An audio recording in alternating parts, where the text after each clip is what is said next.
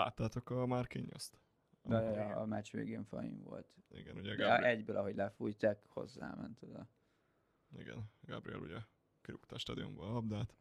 Azzal lett győztese PSG, és a Marquinhos helyett, hogy ünnepelt volna a társakkal, a honfitársát végigasztalta. Ez egy nagyon szép jelenet volt. Kérdezték is, hogy mit mondott neki.